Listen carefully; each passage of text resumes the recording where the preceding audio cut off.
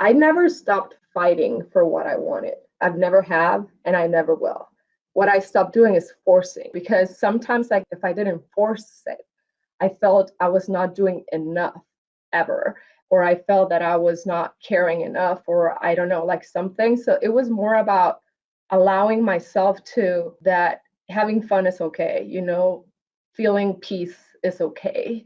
I don't have to be in the grind all the time, but I'm still giving my all. So just recognizing that when it's like I'm fighting for this that I really want, and when I'm forcing it and it's not right for me. Hello, everybody, and welcome to the Better at Beach Volleyball podcast. My name is Mark Burek, and today we have a very special guest for you. But before we get to that, just have a few announcements. Today is Wednesday, June 22nd. That's the day that we're filming. We just released our second set of dates for camps coming up this fall. If you don't know about our camps, they're 7-day beach volleyball training vacations where you just get to connect with new friends, current pro players, amazing coaches, and you get to party and play volleyball and train. I think we separate ourselves in the idea that we really, really pride ourselves in helping you become a better player and a better coach through our camps and clinics. If you ever want us to come to your hometown for a clinic, please reach out, shoot an email to support@betteratbeach.com.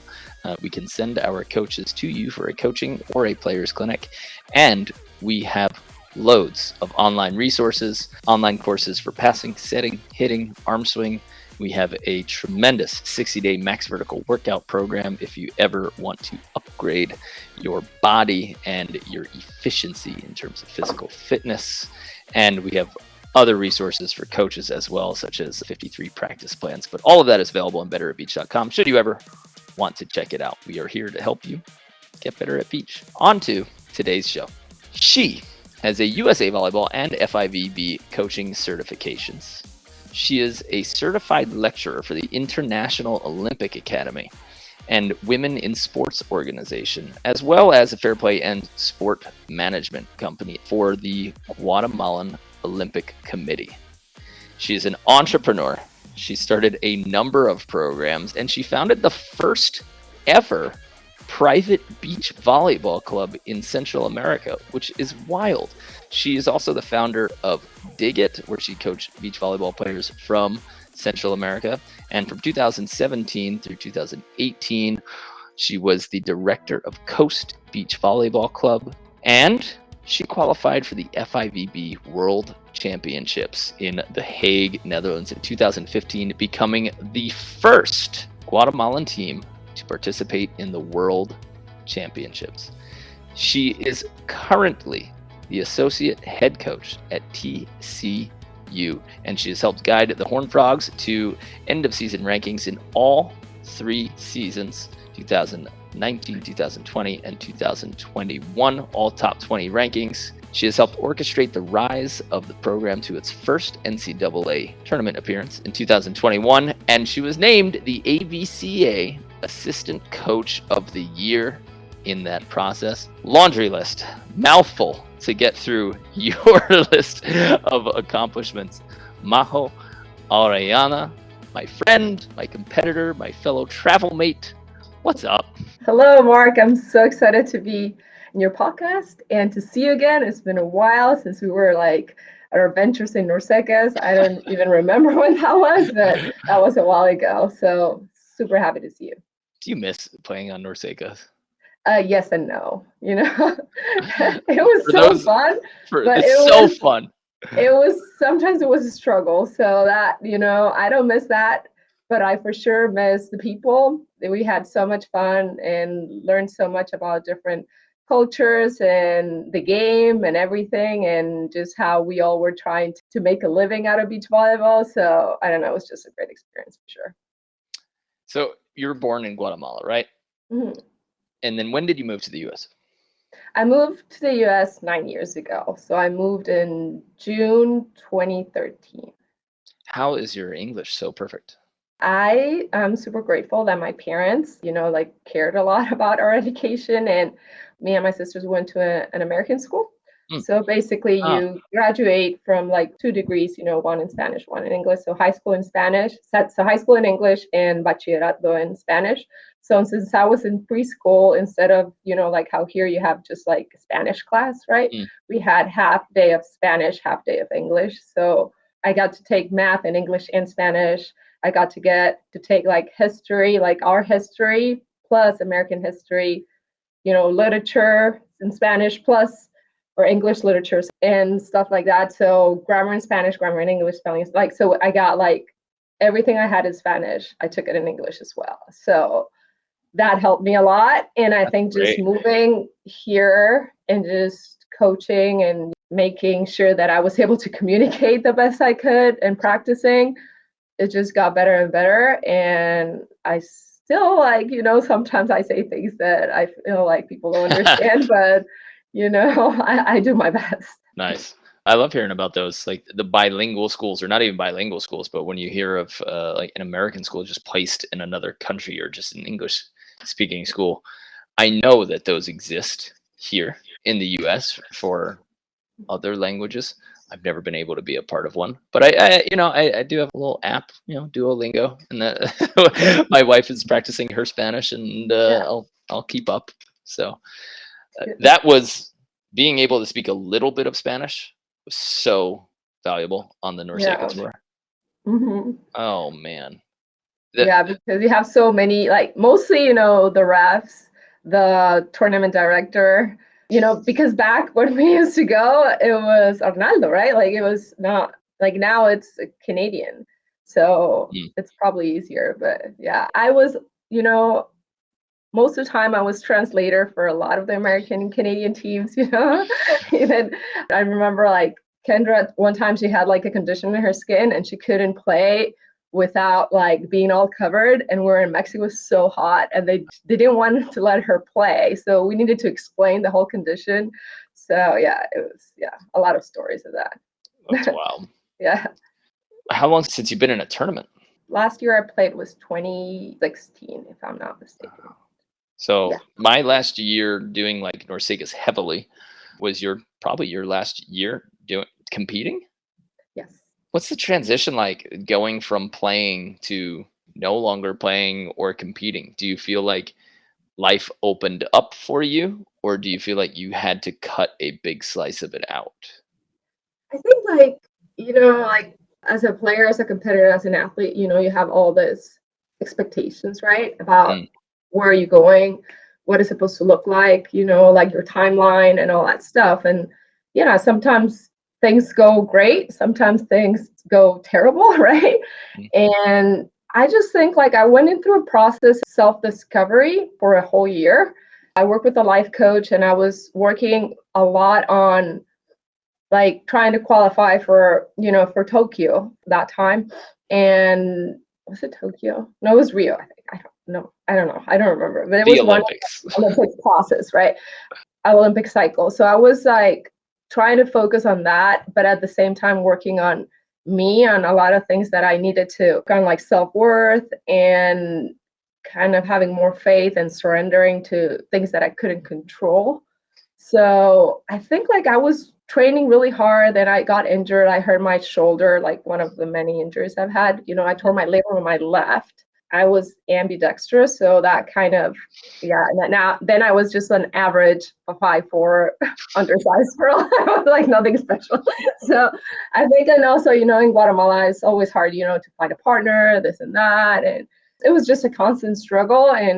And I was working too a lot, and like running a beach volleyball club's not easy. There's a lot of things. So I think by the time that I realized that I was like being really good and like and coaching and working with kids, Mm, and like all this stuff like happened, and then like opportunities showed up to work on different schools that I, had some conversations, and I think I was in a good headspace where I could really intuitively know what was right for me and what was the right timing of things, right? yeah. So just it was a year that I just surrendered to the things that were good for me and just let it play its course and just give all in to the things that they felt right. Mm, And It was Did they so much. feel right, or did they feel easy and like fitting? Because I think sometimes in life, Yeah. people, I'm sure that the opportunities to coach at schools and to work for different people and start clubs and start companies, I'm sure those opportunities were always there. And maybe you just weren't listening, or you would have had to fit it into whatever you had. But I think sometimes in life, we're at a moment where like something fits perfectly, but we just push it aside and we keep going. You ignore it so that you can do what you think or what you want to do. So for you, did it fit? Was it just the right time? Did you use the word surrender, which I think is pretty interesting? I think I was ready. Like I was ready. Like I was in the right headspace that I knew what I was worth. Mm, I knew that I had the say like the experience and I knew that I was prepared, right? And I knew that if I wasn't prepared, I knew that I could, like the opportunities would present for me to be prepared or to learn and or the right people. So I just think like everything kind of aligned, but it was because I let it happen. Most of the time, like you're so trapped into how things should look or how people should be instead of creating a space where people can be themselves and people can provide you what they can provide you and what they can give you, how they can love you and how they can, I don't know, help you to be better instead of always trying to for it to be your way. And I think that helped, for sure. yeah. I don't know if you kind of like understand what I'm trying to say. Well, how do you weigh that against the friction? Because the heroes, in our life or that we look at, they go against the grain, against the flow of what's happening to them, and they stand in the face of, all doubt, all pressure, everything that's going wrong for them, and then they somehow turn the course. I think some heroes end up in a position because that's what they were given, like in some movies. But how do you measure surrendering to what's being given you and what, maybe God or the universe or energies are sending you versus like, no, I have to fight against this now because I know what's right for me. Yeah, I totally understand what you're saying, and I agree 100%. The thing is, like, there's two things that are very different. I never stopped fighting for what I wanted. I've never have, and I never will. What I stopped doing is forcing, you know? So that was what I kind of like what the difference of one thing and another, because sometimes, like, if I didn't force it, I felt I was not doing enough ever, or I felt that I was not caring enough, or I don't know, like something. So it was more about allowing myself to that having fun is okay, feeling peace is okay. I don't have to be in the grind all the time, but I'm still giving my all. I'm still giving my all. So just recognizing that when it's like I'm fighting for this that I really want, and when I'm forcing it and it's not right for me. Have you used that time, those transitions with your current players to directly translate any specific lessons, to guide them? Yeah, that's one of the beauties of my job. I get to do that every day and I love it. And I think it's one of my whys, that I'm there for those girls, not only for volleyball, but for life, just for me, like I was super clear on what my why was, my what my purpose was long time ago, even before I got here to the United States. And like, I just wanted to support youth to have better opportunities throughout sport, right? And to be better people and to be better leaders of a community, better leaders of a family, of a team, like whatever it is, just, and I just feel that I'm on the spot every day with a bunch of girls that I love and that I care for more than a player, right? So it is like I have to be one of the probably the hardest things as a collegiate coach is for you to really take care of yourself, of your body, your health, and your mind, and make sure that you're well rested, you're well, like even if you're working a lot, like not burnt out or stuff like that, so you can really be there for them. Because if not, like the stress can just overwhelm you and just the competitiveness, which, I'm still super competitive, but at the same time, is very important for me and for Hector that the girls feel loved, feel that they can communicate with us, that they have a safe space for them to share what they're going through and stuff like that. So yeah, every day.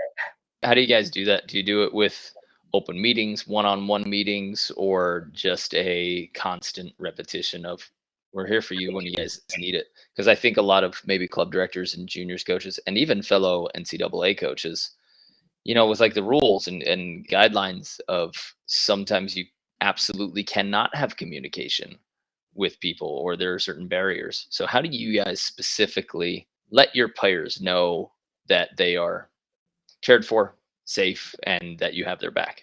Basically, repeating it consistently, like coaching a college team, you have to be strict. You have to have a lot of rules. You're creating a culture, that a competitive culture, right? And managing a big group of people that, it has to work. It has to flow. It has to work. We have to compete, right?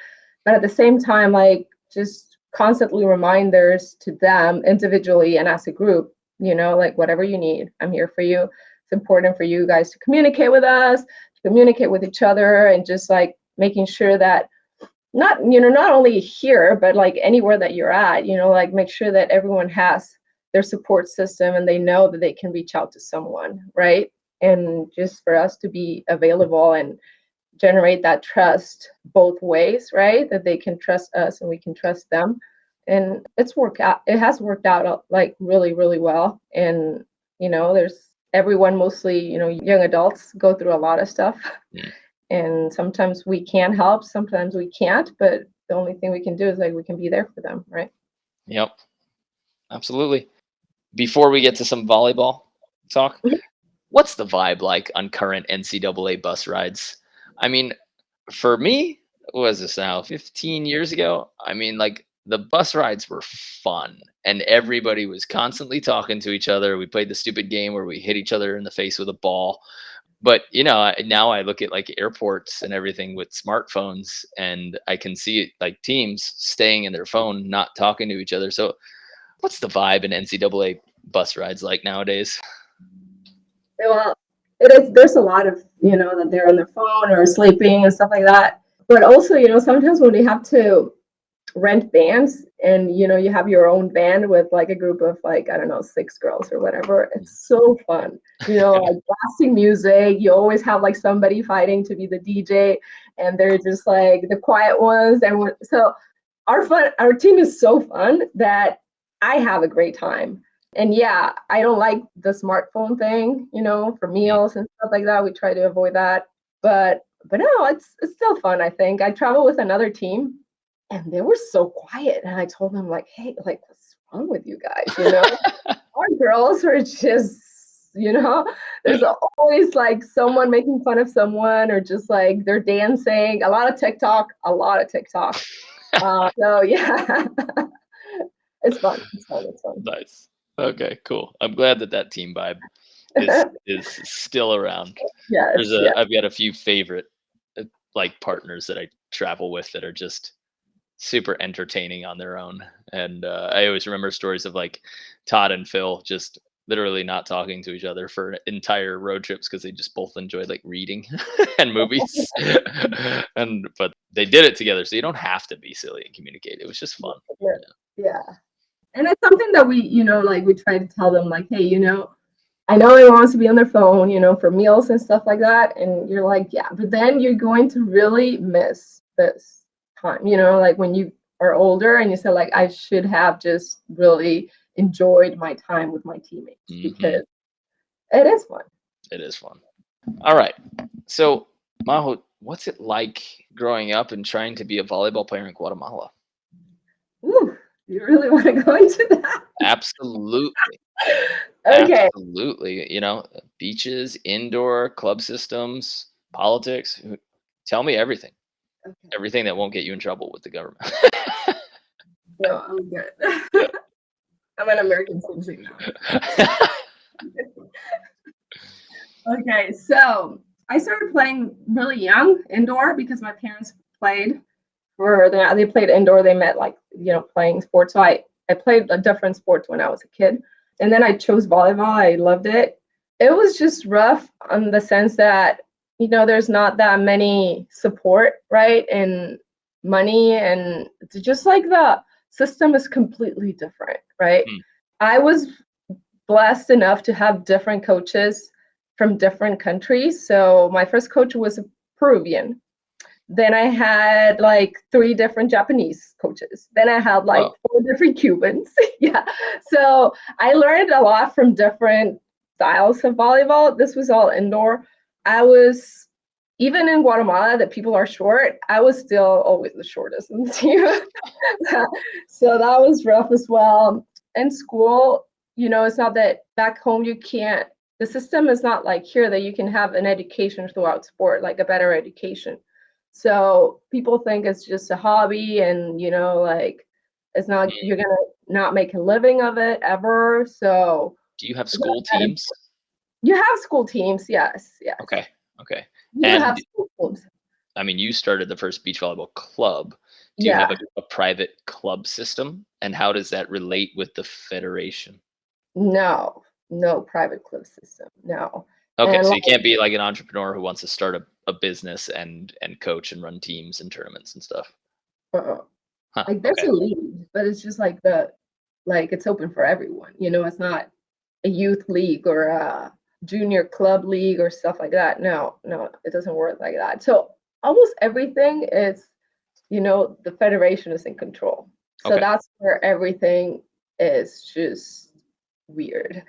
So for me, for example, to travel, beach volleyball is super new, right? I was like, when I started playing beach, like I didn't had a clue about beach volleyball. We didn't have a coach or anything.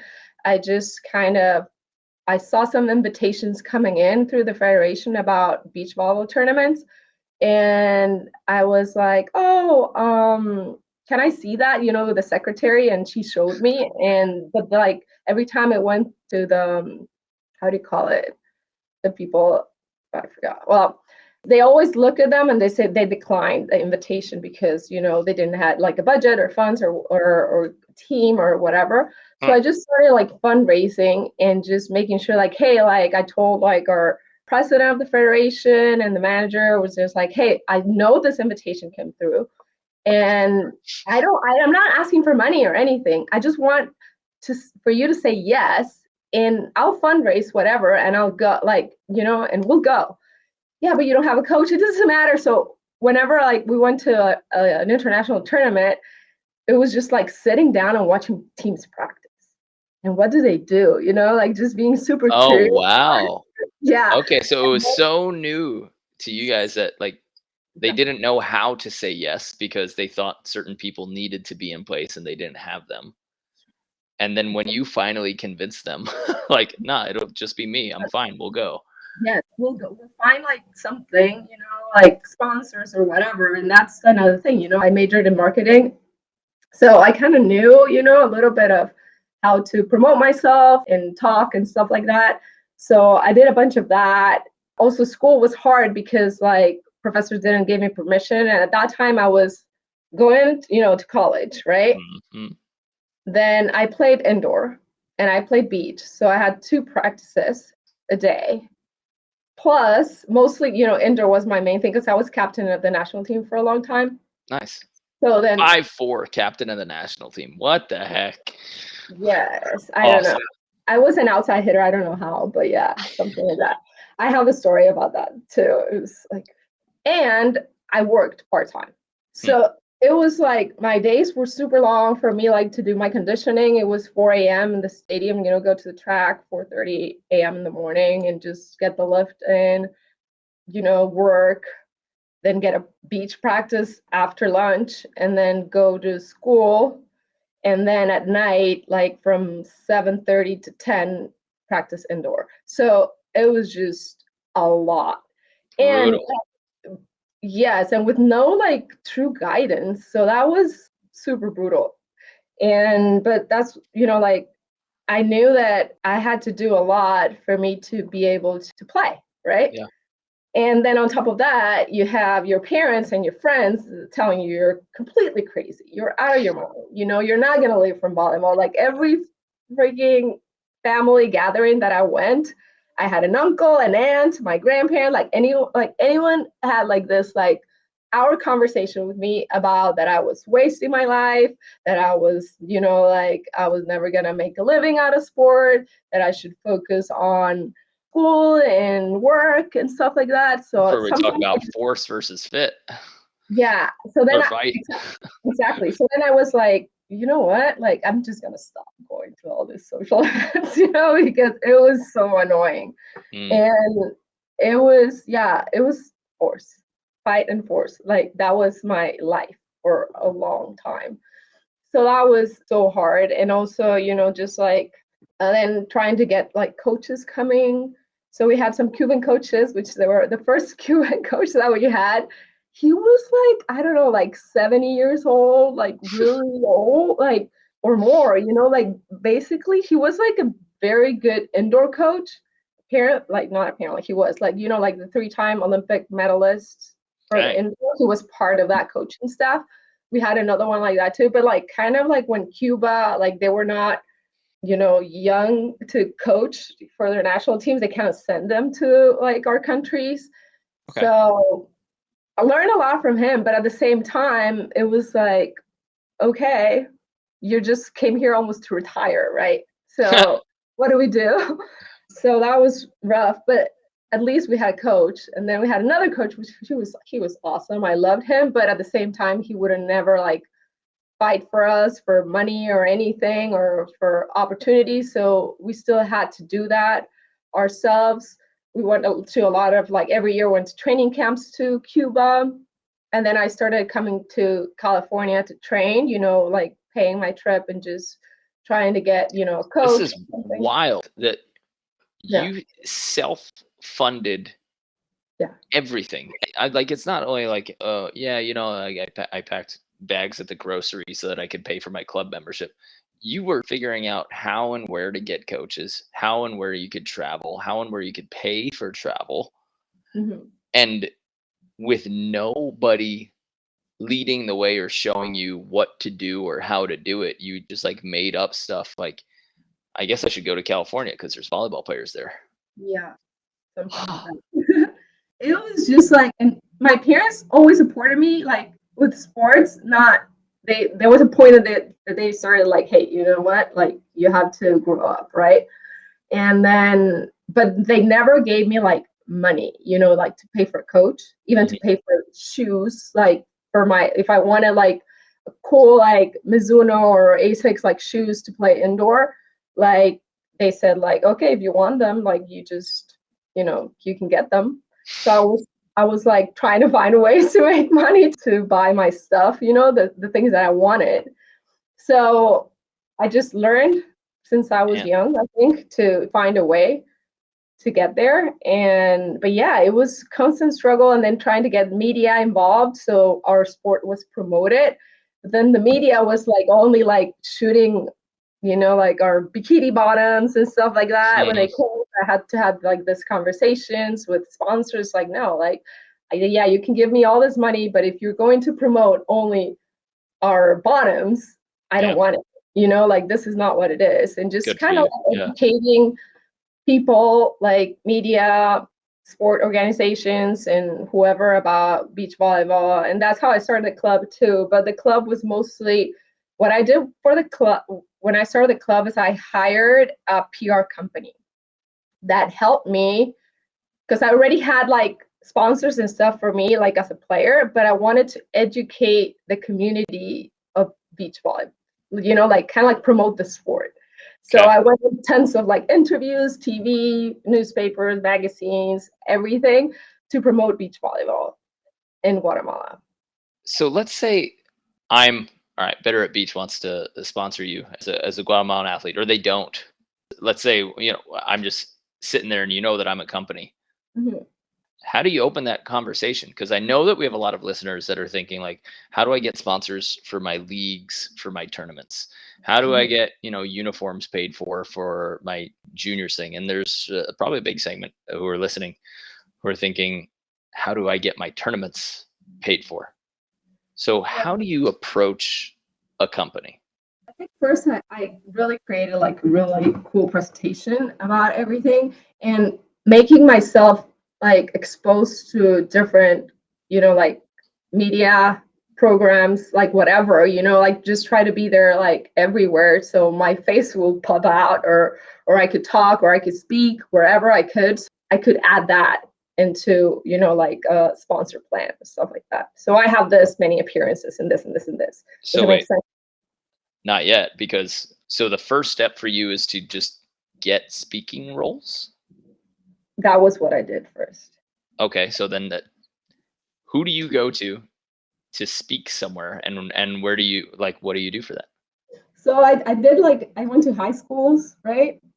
I started a foundation for like kids with no resources Hmm. to get them like equipment and opportunities for them to play the sport. So then kind of like for that you're creating PR too for yourself and Sure. like whatever like your team or whatever you want to do, right? So the more exposure I had in media, right? Like even just like interviews. But So I how do built you do that? a really good relationship with the reporters, How do you you do know, that? just like being around. I don't know. No, I no, no. There's no being around. Somebody here is learning from you, figuring out how to get sponsors, and they're like, "Oh yeah, just hang out at the reporter bar." no, don't hang out Okay. in the corner bar. But I don't know, like also like traveling, going to. So I went to the Olympics in Greece in Hmm. Athens as an spectator. So I just hang out with like like I just like hang out with the reporters. Yes. And then kind of like How would one in their neighborhood find out I where don't know. reporters hang out so that they can No, start getting stories in newspapers? I don't know. It was a different time too. Like there was social media was not big, right? So it was more about radio, TV, and magazines and written things. It was so different. I don't like right now. It's easier to get exposed and like get interviews and podcasts and stuff like that. Before, and also Guatemala is small. It's not Mhm. big, so and just talking to people too. I got like Oakley to sponsor me and GNC. How? What is what is like the conversation start? Who do you know at Oakley? Did you like email Oakley headquarters? No, no. I like started like to see who was the rep in Latin America and Central America. How'd you find that out? I found out because I had friends that had like, like just distribute Oakleys, had stores or whatever. So I Okay. was just like, who are you dealing with? This and that. Okay, can you like, I don't know, like connect me in sort of way. So I started like talking and then I kind of knew when like the Latin American rep was coming to visit. And I'm like, can I go to lunch with you guys? And I went to lunch and then I started a relationship with them. And then, like, so Guatemala was sponsoring me and then Latin America.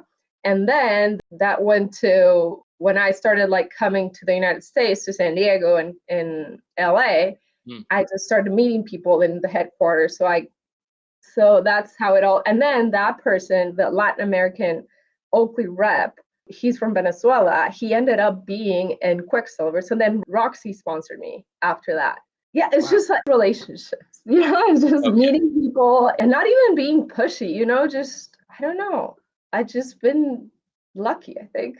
Just I worked hard. I worked really hard. Like Yeah. I'm not gonna deny that. But at the same time, I've sometimes I've had like for example when I traveled to Norsekas and stuff, they were like better players than me at like playing all the time. And they're like always like, how did you get Oakley? How did you get this? Right. I'm like, yeah. I'm guessing you just don't want to tell anybody. No, That's no, I'm telling you the truth. Like I just like had my sponsor plan, my PowerPoint that I updated all the time.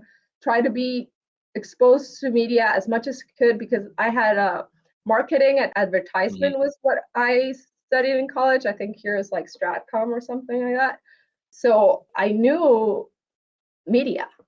So Mm. that's what I did. And I was just like, Facebook was like, not even Instagram was existed yet. But, I tried to have a lot of presence in media. And another thing that I did is that one of the photographers that like I had a photo shoot, he was a graphic designer, and he just started working, like helping me out on like creating logos and just like doing like really cool stuff which I could present. And when I like presented to my sponsors, like, yeah, like this is how your brand is gonna look. So I had like the whole Cool. layout and like different things like this is your brand, this is how it's gonna look. Like, and it was like professional stuff, Mhm. not things that I did on my computer. So it was a professional graphic designer that made everything, that helped me out. And we had like a deal, like I helped him out with like some stuff and he helped me out with other. And that's how we made it work. Yeah. Mm. All right. So reach out to media, figure out if there's a phone number somewhere on a newspaper.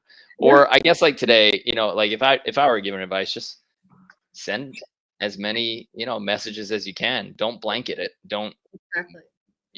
like when you're getting recruited to college, I would say, don't send every coach the same exact message. Same thing to the company. Like make sure that it's personal and it's personal to their company and why there would actually be a connection there. Yeah. And then just like I had like tons of meetings with different sponsors and most of them say no, but some of them say yes. So, but yeah, it just was like sitting down, like, hey, like this is him making my presentation and everything. And I got like little money from a lot of different places, where I got some of our trips paid for, some others, like when Norseca paid for like the first team and stuff like that. So Mhm. that was covered. But if we needed like something bigger or anything, I was able to get it, or a training camp or something. Yeah. So here's what I advise against with current players who are like coming up.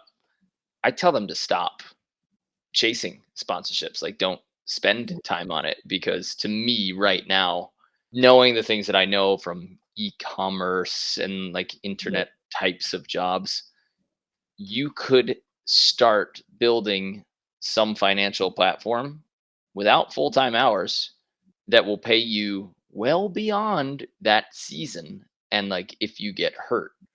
So to me, I think people waste a lot of potential by sending out all of these sponsorships and talking to companies trying to get free protein powder instead of like, hey, start a YouTube channel and just do volleyball player reacts Yeah. or yeah, or start like a for sale by Amazon or something where you're putting the same amount of time into researching and talking to these things. Well, put that same amount of time into developing something that will pay you no matter if you're hurt, healthy, winning, or losing.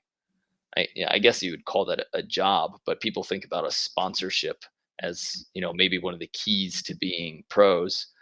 And to me, it's a losing battle. It's only when Nike or Oakley or somebody comes to you and says, "Hey, we want you on our team, and this is how much we're going to give."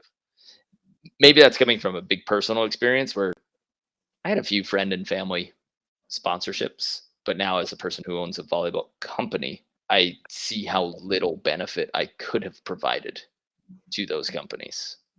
Yeah. With like 3,000 friends and followers, like so I don't know. I think more players now should maybe not chase the sponsorship. But what would you say? Would you put them down your route and say like, No, this is how you do it? Go for it. no, I think now it's completely different. You need to create your audience, you have your list and make sure that you can have a good reach so you can start something as well. But for me, it's like also like I think it was different times and a different culture as well, And there was a point that I had like a person, like her name was Suli Saravia back in Guatemala. She helped me a lot, and then she found me like actually like contracts, like legal stuff which I could, rely on a monthly basis or a yearly basis. So that was awesome. But like I think first people need to know that you're professional, that you're trustworthy and stuff like that, and you're going to be a good image for their brand. So making sure, I think like one of the things that I talk to my student athletes as well is like you're building your brand forever, right? So make sure that you Uh-huh. like your social media, the way you speak, the way you dress, the way you act, like everything, like you're dressing up, you're showing up for the job that you want, not the job that you have or the what you are right now. So just make sure that you're presenting yourself as you want people to see you in the future. Like it's not, you don't have to be perfect, you still have to be authentic, have to be yourself, but you're selling yourself every day. Yeah, I couldn't agree with that more because you'll think of like one of those posts that popped in your mind or in your memory, and you assume that that was like the most recent thing that happened to them just because it's the most recent thing in your mind associated with that person. Yeah. So even if somebody changed in the last 3 years, a part of you still remembers like what they were doing 3 years ago, and that might just shut off a phone call immediately because they did X back in 2014. Like, so it is sadly a little bit important, Yeah. or very important, we'll say. Yes. And it's like, it's not that you can't, have fun and, make mistakes and stuff like that, but just be smart in what you put out, right? I Yeah. think that's like, because sometimes it just stays forever. It could be like a screenshot, it could be whatever. And you just, you just need to be careful, I think. But yeah. It's entrapment. At this point, it's like everything is entrapment. Yeah. All right, back to some actual volleyball. So we're steering current players towards the same hunger and passion that you had. And if you can find sponsorships, they're out there. You just got to push. But there might be for players better avenues in terms of developing relationships. And you said that relationships were absolutely the most important for, I guess, long term, right? Just Yeah. being a player and a person. Uh-huh.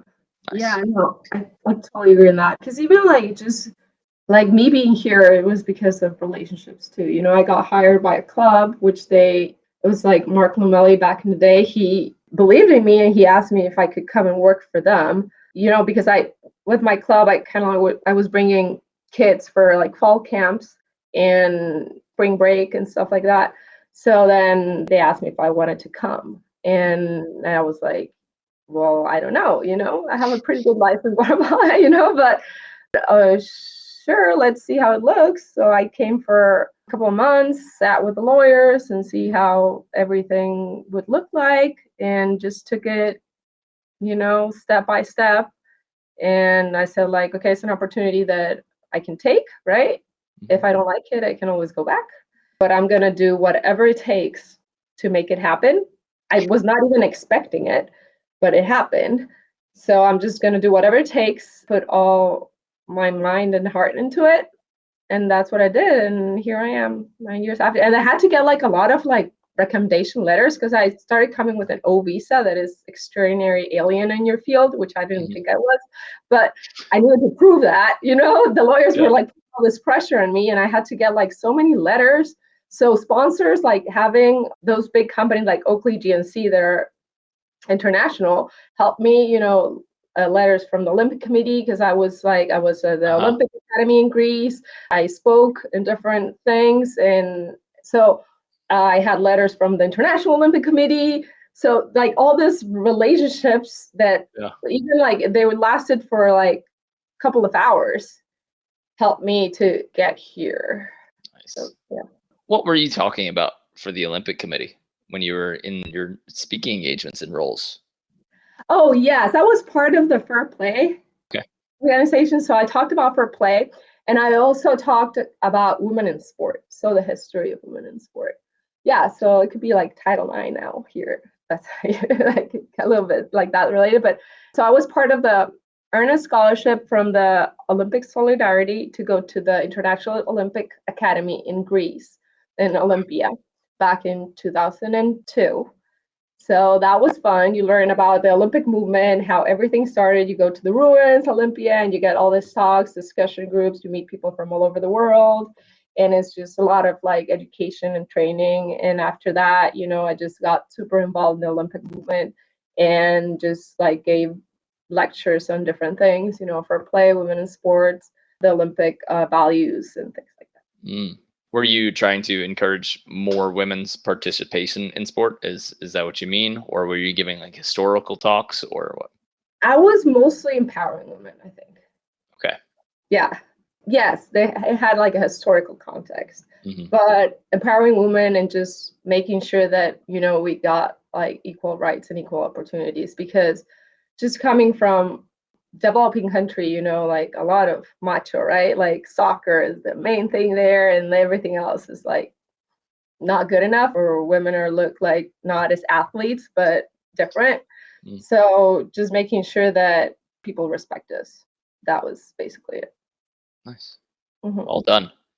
So Yeah. impressive, the things that you're done and the way that you push. It's bonkers and impressive. They're like taking me back to the grind. Now I'm like looking at my life and I'm like, oh my God, this is not that hard. but it is. The things that you did automatically, or whether they're through necessity, people who are in your same situation or in the situation that you were before feel powerless, Yeah. and they'll get stuck. And it sounds like you did it. You paid as much attention to problems or like roadblocks as you would like a pebble in the sidewalk. You're like, oh, okay, I'll just step on or over that. It doesn't really affect my day.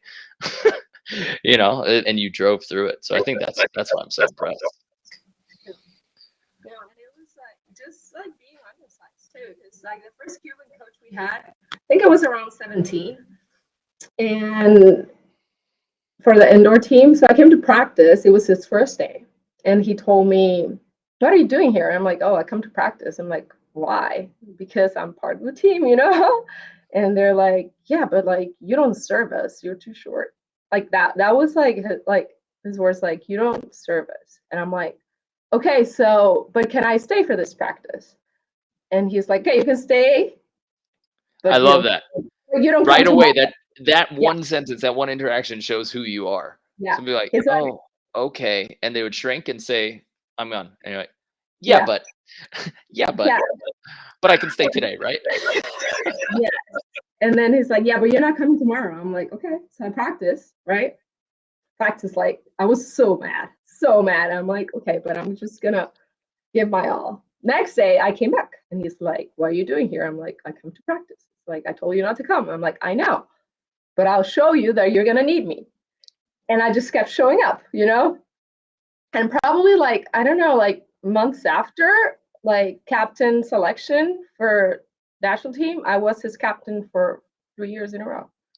And it was just like, yeah, it was great. And I love him, had the best relationship with him. Every time I went to Cuba, I went like had dinner with his family. That's And he awesome. always remembers that. But I'm like, no way. Like, but that, kind of like you were like just being short, being from Guatemala, it's like I'm always trying to prove myself. Like, not anymore as much, but like it was just a constant thing, like Mm.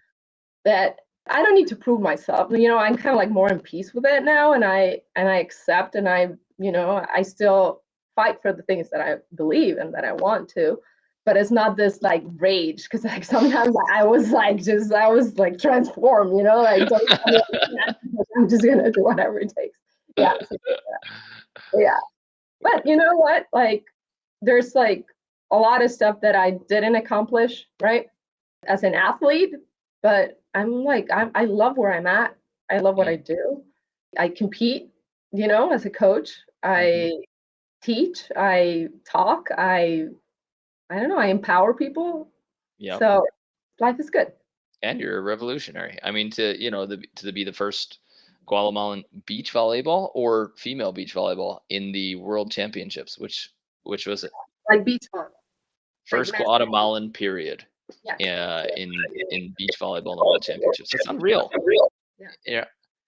So being your stature, your height, do you have specific, and I'm gonna try to lock you down again, to specific advice for what undersized players need to do to be successful? Yes. You have to be really good with your footwork. Footwork, like on everything. Super diligent with footwork and ball control for sure, right? When you say footwork, do you mean your ability to change direction? Do you mean like never crossing over or never shuffling? Could you dive a little bit into a specific footwork sequence? Being fast with your footwork, right? Was one thing, and making sure you're efficient as well. So, like pivoting and all that stuff, because like everything is about efficiency. Like for me to get from here to there, it's a little bit harder than for someone that is 6 feet. Mhm. So being efficient with your footwork and just making sure that, like you're fast, right? You're there so you can be explosive. And like when you're fast with your footwork, it also like generates like the speed, and then the speed generates power and all that stuff, right? So just that ball control for sure, just touching the ball as much as you can all the time, having as many reps and like very mindful reps on things like court vision is huge, making sure that you have like the best court vision, stay behind the ball, learn the game, but also confidence, right? Because like sometimes as a short player, you can say like, oh, like yeah, people look at me as I'm small, so I'm already in disadvantage. Like, no, I just need to work harder and that's it. Hmm. What? No big deal, right? That's my mindset is like, yeah, Yeah, this is what I am and who I am. yeah, So it just means that I need to work in a slightly different direction and just outwork them. I'll promise that I can do that, and then I'll take my own path. That's not the same path as a 6'9" person, but I'll find my game. yeah, and not take anything personal. Mm, Like kind of like what happened to me with that coach. Like I was discouraged, yes, but it didn't make me feel less. I just wanted to prove him that I was not what he was thinking of me. So you just like that, self-worth that you're gonna have is just gonna carry on every area of your life, not only, sport, but also for undersized people. Like there's one of the things that I really, it has really stuck in me for about the Olympic movement. One of the Olympic values is the joy of effort, and it's something I talk about a lot. Just like hmm, so that's one of the Olympic values, joy of effort. So you say like, yes, like I'm working my tails off. I enjoy it. Like this causes me joy. Yes, I'm working more than this person, but I just enjoy it. So I just found a lot of joy in hard work. Not only as like sometimes like you work hard, but you kind of like have the martyr mentality or a victimized that I'm putting all this work, I'm doing all this stuff. And you see that consistently at every level. Club, college, high school pros, every, just like that victim hmm. mindset that is not going to take you anywhere, mostly because like you don't live. Yeah, You or know? that work is the crappy part Yeah, exactly. instead of like, look what you get to do. Like you Yeah, get to like be in a weight room. Some people don't love being in a weight room. Some people like things could be worse than you getting to throw this weight up above your head right now. It could be exactly. worse than you running on a beach, Yeah, and sprinting. Like, is this your bad? Really? yeah. And it's our choice. We chose to be here. Like we could have done anything else, and we chose to play and to train and to compete. So why not enjoy it? So yeah, the joy of effort for undersized, because you need to put a lot of work in. A lot. Mm, I love that, and I like that because even though we're talking about how to be successful as maybe a shorter player, that should be everybody. Oh yeah. Everybody should just love showing up, and if it's volleyball, like you don't have to put in the work. Look what you get to Yeah. do. You get to play. You get to compete. Yeah. Yeah, I love the way you frame that. It is fun. It is fun to practice, I just Yeah. love to practice. And I'm like, there's a lot of so like we have a player, well, she was a grad transfer, her name Q, we call her Q. She is so she transferred from Tulane and she's undersized like me and she's just a beast. You see her play and it's just like so much fun and she knows, she's efficient, she knows the game, she loves the game and yeah, two-time All-American. And so That's so awesome. yeah, there's a lot of really, really good undersized. Yeah, we have less advantage and we probably like for me, like I wanted to come to college when I was in high school, but I was playing indoor. So when I was in high school, the libero didn't exist. Hmm. So I was an outside hitter, super undersized. Then you saw like the internet, like it was like, you remember when you connected by the phone and it like just bam, exactly, yeah. Yeah. You said like there's no way you can send film, right? So you had to send like your film like on the mail. Oh They're yeah. going to watch you. And as soon as they said like saw like 5-4, there's no way, no libero. Like, what are you gonna do? What do you think? So I'm like, okay. So I tried though, but yeah. So then I just found other ways to play and to have opportunities to. Nice. So, what's your favorite footwork drill? Like, do you have a go-to footwork drill? Because you announced the importance of footwork. So, if you were to give somebody one drill right now that they should just go to the beach that would improve their footwork, what would we do? I like the star drill in the sense of like you can make it smaller or bigger or more pivots and stuff and just Mm, train yourself to always turn to certain rounds and pivot, work on your pivoting, like kind of like change and modify stuff all mhm. around. For So those listening, the star drill is when you place usually a ball in each corner of the court and a ball in the middle, and you Mhm. have to go corner, middle, next corner, middle, next corner, middle. Okay. Yeah, yeah. Because the good thing about that, I think that it helps you work on acceleration, deceleration, pivoting, everything, right? And like kind of like court awareness because we want to always like turn facing the net, stuff like that, and pivot. So it could be, and you can do it smaller. You can work on like a little bit of endurance too with it. So yeah, I would say that like nothing too complicated. Mm, Yeah, nice. Sprint, stop, start. yeah. Love Like it. I think it's super basic. Everyone knows how to do it. You just have to do it right, stay low, work on like that steps, the pivoting and all that. Mm. Yeah, I think that would be like my favorite. And train yourself to do it at max velocity. Like make your Exactly. turns quicker. How quick can you make the turn, the stop, and the Exactly. start? So Yes. that stopwatch is probably a real nice thing to have so that you can hold yourself accountable. Yes. True. Mhm. Are there any tests aside from, let's say, star drill and vertical jump, like physical tests that you think are really truly important to the game?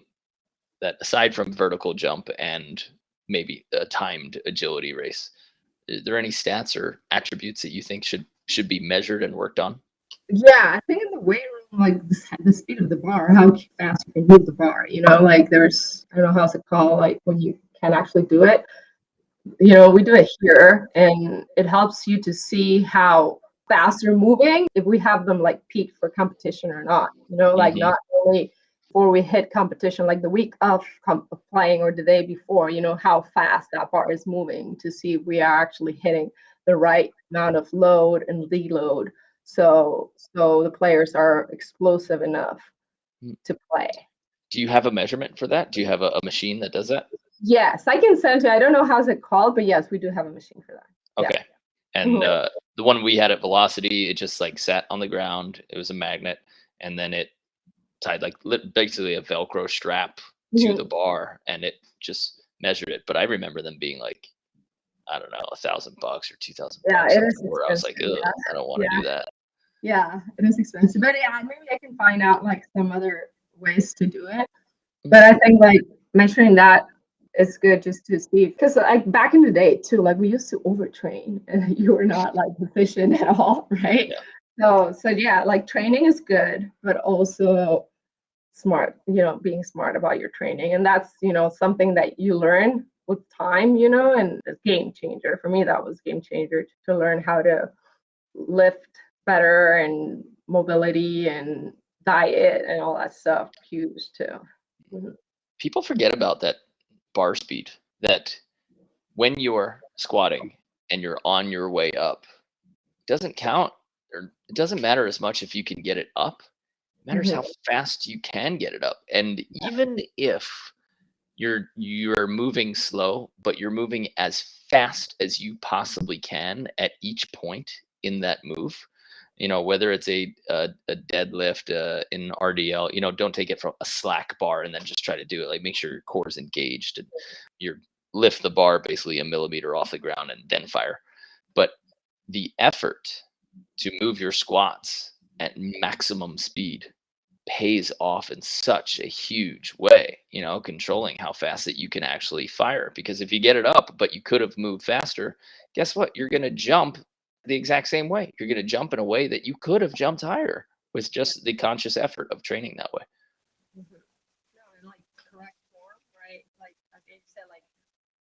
teaching the athletes how to engage their core, how to, like use the right muscles, how to be aware of the muscles that you're using, like all that stuff, like when you can control it, right? Because once we're out on the court, it's like, you're focusing on your game, not much on like what are you, if you're engaging your muscles or not. Yeah. Right. Majo, is there anything that you guys are working on, or any new new projects or new companies, or places that you're gonna speak that people can keep up with you? Well, for now, no, I'm working on. I want to start a club or academy here in Fort Worth, so I'm excited about that, and I hope I can make it happen. Could you Something say it like, again? There was a little feedback there. oh, like I want to start, a club or an academy here in Fort Worth, where I live. So yeah, I'm excited about that. So I'm just trying to, like there's a lot of compliance stuff now that I work here. I have run like 3 different clubs, which has been amazing, but just with all these rules, it's a little tougher, but not Mhm. impossible. So, I've had some conversations with places that I could start and just, I don't know, I just want to reach more people, right? And beach volleyball, one of the sports that we make tons of money, I feel that I'm happy here and, the pool is awesome and everything. But at the same time, you're always like striving for a little bit more, I think. And I can reach out to more girls or boys or. Nice. Cool. Mhm. And what's the future, or at least maybe the next few weeks, of TCU beach volleyball look like? Right now, girls are summer, so we don't see them. So classes starts August. We're really excited about the next season. The season was awesome for us. We were 2 matches away from the all-time record of most wins in a season by anyone.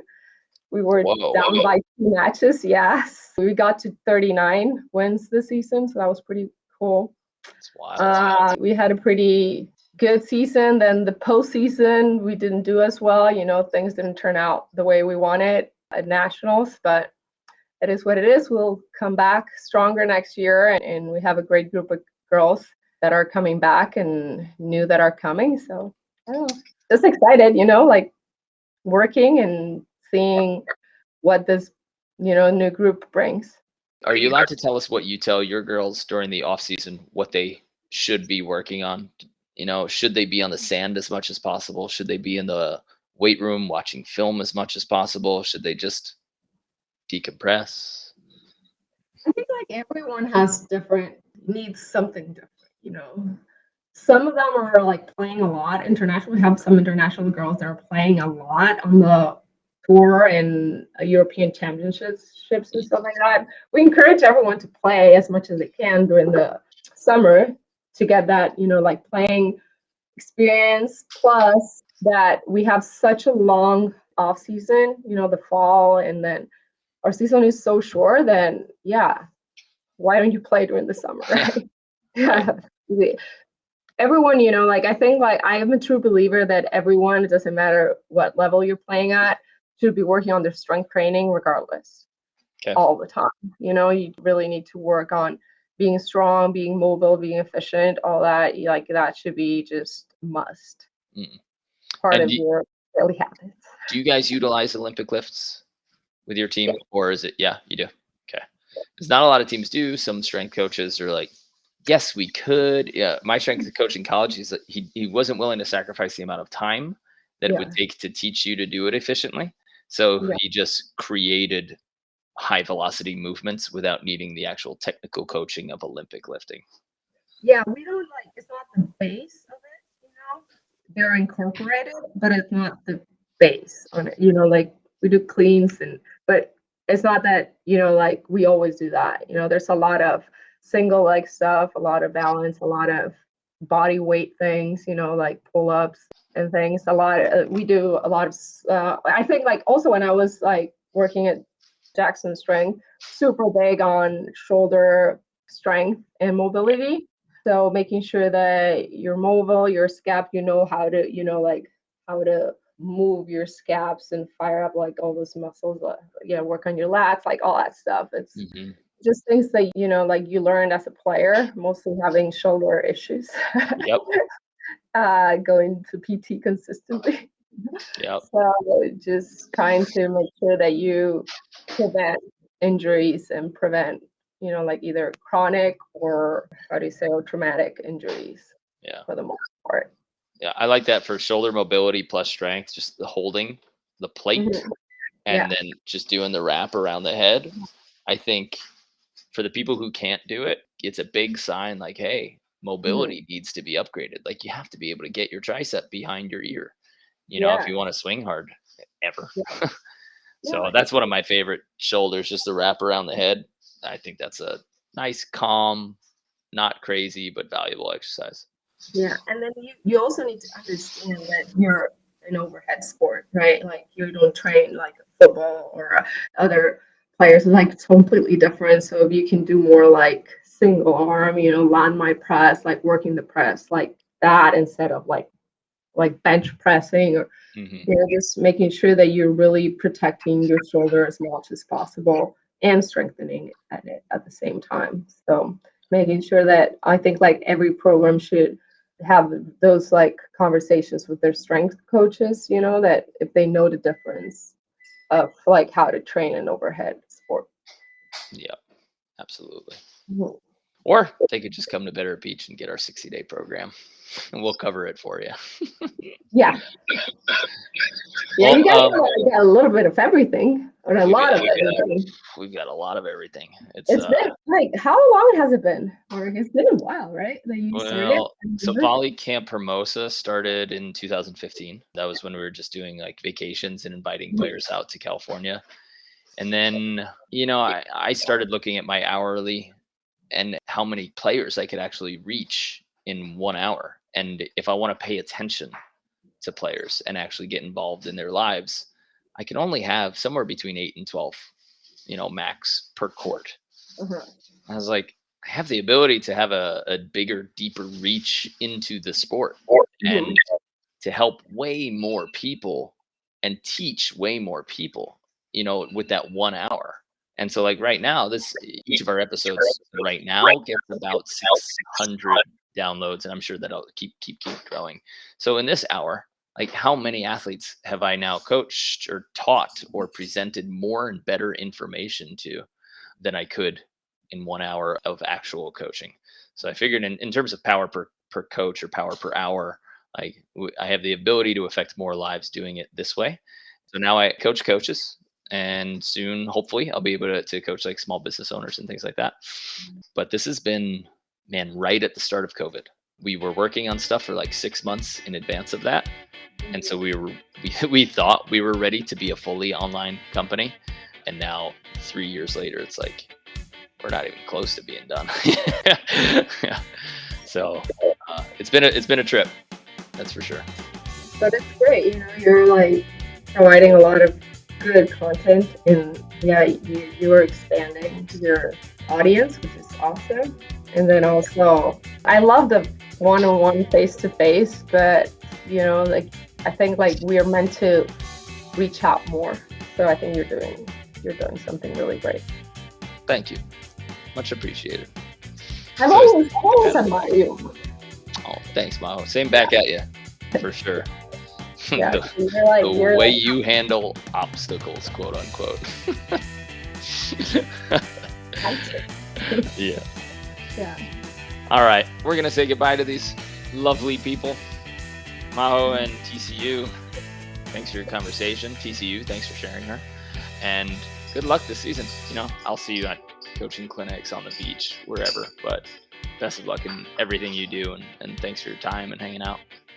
Yeah, thank you so much. And hopefully I see you this summer. I'll be up in California for like about 10 days. So Perfect. yeah. We're here.